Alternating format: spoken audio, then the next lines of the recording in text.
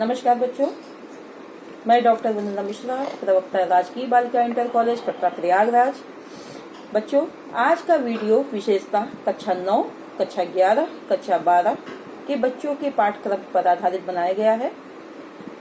बच्चों, पिछला वीडियो मैंने संधि पर बनाया था और उसमें संधि किसे कहते हैं, संधि की परिभाषा, संधि के भेद, अच संधि के अंतर्गत दीर्घ संधि को आपके समक्ष स्पष्ट किया गया था। आशा करती हूँ वहां तक आपको समझ में आ गया होगा। अगर कोई दिक्कत या कठिनाई है तो आप व्हाट्सएप के माध्यम से ग्रुप में मुझसे उसको कंसल्ट कर सकते हैं। उसी क्रम पर आधारित आज का मेरा यह वीडियो है। बच्चों, आज हम गुण संधि को बताएंगे। गुण संधि किसे कहते हैं? तो कहते हैं आद गुणा। आद गुणा गुण संधि का सूत्र है। ये कहता है कि ह्रस्व आ या दीर्घ आ के बाद यदि ह्रस्व ई और दीर्घ ई आए तो दोनों में से कोई सी भी ई आ जाए तो उसको ए हो जाता है। इसी प्रकार ह्रस्व आ और दीर्घ आ के बाद या ह्रस्व उ या दीर्घ उ आए तो उसको ओ हो जाता है। ह्रस्व आ या दीर्घ आ के बाद री आए तो उसको अर हो जाता है। इसी क्रम में एक उदाहरण देखते हैं हम आपके। नरेशा, इसका विच्छेद करेंगे तो नर धन ईशा। रा में आ है और ईशा की ई दोनों को मिलाकर के ए बन गया और मिलाने पर नरेशा रूप की सिद्धि हो गई। इसी प्रकार ऊ का उदाहरण है महोत्सव। विच्छेद करेंगे तो बनेगा महाधन उत्सव। हा में बड़ा आ ऊ दोनों को मिलाकर के बन गया ओ। हा से आ हट गया तो हा हो गया आपका हलन ओ और इधर बचा सवा, मिलाने पर बन गया महोत्सव। महर्षि, अर का उदाहरण है। री को जो अर होना है उसका उदाहरण महर्षि। महाधन ऋषि। विच्छेद हा से हमने बड़ा आ ले लिया प्लस री मिलाने पे बन गया अर। हा से आ हट गया तो बना मह धन अर धन शिही। शिही। हा हलंत है, व्यंजन है तो तुरंत आ में मिलेगा तो मह पूरा बन जाएगा। रा हलंत है, आगे आपका मात्रा से युक्त मूर्धन सा है तो रा उसमें मिल जाएगा और मात्रा के रूप में लग जाएगा महर्षि। बच्चों, इसी से संबंधित अन्य उदाहरण भी आप समझने के लिए कर सकते हैं।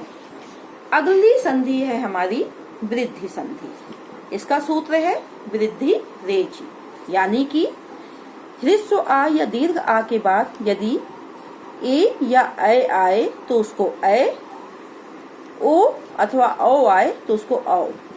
वृद्धि रेचि यानी कि वृद्धि अच, यानी कि वृद्धि यानी कि इसको दीर्घ होना, वृद्धि होना है। ए को और औ हो जाना है। ए या ऐ आएगा तो ऐ, ओ या औ आएगा तो औ। इसका उदाहरण हम देख लेते हैं। जैसे सदैव, विच्छेद करते हैं सदा प्लस एव। अब आप देखेंगे यहाँ पर बड़ा आ है और यहाँ पर ए है, मिला देंगे तो बनेगा ऐ। दा से आ हट गया तो बन गया सद और ऐ आ गया तो मिला देंगे तुरंत हम और वा, सदैव। इसी प्रकार महौषधि। महौषधि में देख लेते हैं महा प्लस औषधि। ठीक है, तो हा में बड़ा आ था, यहाँ औ था, दोनों को मिला के औ हो गया। मह प्लस सधि, मिलाने पर बन जाएगा महौषधि। एक प्लस एक, इसमें हम ए का उदाहरण दे रहे हैं तो कह रहे हैं कि आ प्लस ए बराबर ए, मिलाने पे बनेगा आपका एक कई। ये हलंत है आपका और यहाँ का बचा, मिलाने पे बन गया एक। इसी प्रकार महोजस्वी, महा प्लस ओजस्वी। यहाँ औ का उदाहरण था, यहाँ ओ का है। बड़ा प्लस ओ बराबर औ, मिलाने पर बन जाएगा महोजस्वी। ठीक बच्चों, तो कुल मिलाकर के आप ये समझ लीजिए कि ह्रस्व आ या दीर्घ आ के बाद यदि ए या अ आता है तो अ, ओ या औ आता है तो औ, ये रूप बनेगा वृद्धि संधि में। इसके बाद अगली संधि है आपकी यण संधि। इसका सूत्र है इको यणचि, यानी कि इक प्रत्याहार को यण प्रत्याहार आ जाता है कब? अच परे रहते। अच का मतलब होता है स्वर, मैंने पहले बता चुकी हूँ। अच का मतलब होता है स्वर। एक प्रत्याहार में क्या क्या आएगा? अगर आपने पिछला पढ़ा है माहेश्वर सूत्र वगैरह और प्रत्याहार पढ़े हैं तो उसमें एक प्रत्याहार में आपको पता होगा ई उ री री, यानी कि 4 वर्ण ई उ री री, ये 4 वर्ण आएंगे।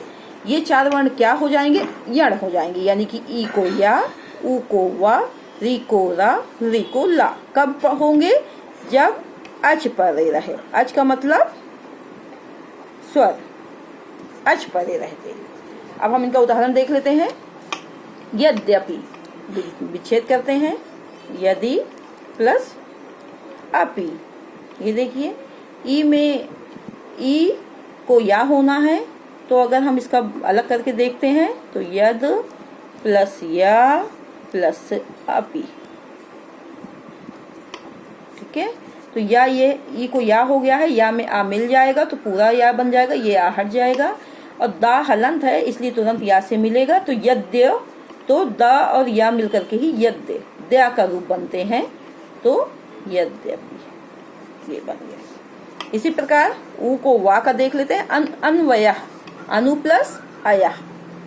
उ है, यहाँ उ है और यहाँ आ है। उ और आ मिलकर के बन जाएंगे वा। आ और ना से उ हट गया तो ना क्या हो जाएगा आपका? आधा हो जाएगा। जब बीच में हम व्यंजन लिखते हैं जो स्वर से रहित होता है तो उसे हम आधा लिखते हैं, और वही अगर शब्द के अंत में होता है तो उसे हम हलंत रूप देते हैं। और या अन्वय। पितृ देशः, इसका विग्रह करते हैं। पितृ शुद्ध रूप लिखा जाएगा आदेश। री को क्या होना है? रा होना है, तो री को रा हो जाएगा। दोनों मिला करके जब ये दोनों को हम मिला देंगे तो री को रा हो जाएगा। अब ता से री हट गया तो ता क्या हो गया आपका? हलंत हो जाएगा।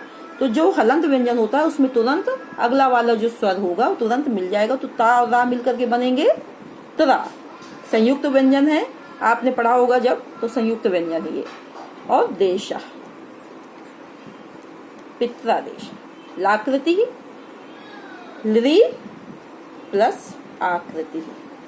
लिरी को ला होना है तो ये ला हो जाएगा, और बड़ा आ है तो इसमें मिल जाएगा तो बड़ा ला बनेगा प्लस कृति, तो बन जाएगा लाभ कृति। बच्चों, इस प्रकार इसी क्रम में अंतिम संधि है आपकी स्वर संधि जो है अयादि संधि। अयादि संधि का सूत्र क्या है? ये कहता है एचो अय वा या वह, यानी कि एच प्रत्याहार परे रहते। एच का मतलब ए ओ अय औ, ये 4 प्रत्याहार परे रहते। अगर अच है यानी कि स्वर है तो उसको क्रमशः ए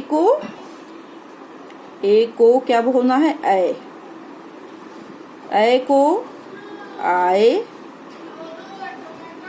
ओ को औ, औ को आओ। ये 4 वर्ण हो जाते हैं। इन्हीं को उदाहरण में दे रही हूँ आपको। नयन, विग्रह विच्छेद किया तो क्या बना? नेधन अन। अब हम देखते हैं ए है और इधर स्वर पड़ा है, तो ए को हमने बना दिया, ए और आ मिलकर के बन गए अय। अब ना से ए हट गया इसलिए ना हो गया आपका हलंत, और हलंत व्यंजन के बाद स्वर है इसलिए तुरंत नाम में मिल जाएगा तो बन जाएगा पूरा ना। और अय हो गया, या आ गया, आ मिल गया ना में तो ना पूरा हो गया, या लिख गया और बचा आपका ना, नया अय हो गया आपका। आय का देख लेते हैं। अय की मात्रा है प्लस अक, अय और आ मिलकर के बनना है आय। ठीक है। तो ना से ए हट गया तो बन गया ना आपका क्या हो गया, हलंत हो गया। ना में तुरंत आपका आ मिलेगा, ना बन गया। या इधर है आय का या लिखेंगे और बचा आपका का, नायक। ठीक है, नायका। इसी प्रकार आपका पवन, ओ और आ मिलकर के क्या बनना है आपका, क्या बनना है, आओ। तो औ हमने बना दिया। पा से ओ हट गया तो पा आपका क्या हो गया, हलंत हो गया। और पा के बाद आ है इसलिए पा में तुरंत आ मिल जाएगा तो पा आपका पूरा बंद हो जाएगा। बचा वा लिख दिया और ना, पावन। इसी प्रकार पावक, औ प्लस आ मिलकर के क्या बनेंगे, आओ। पा से औ हट गया तो पा आपका हलंत हो गया और इधर का बचा। पा में आ मिला तो बराबर बना पा व क। इसी प्रकार के आप अन्य उदाहरण से भी इनको समझ सकते हैं।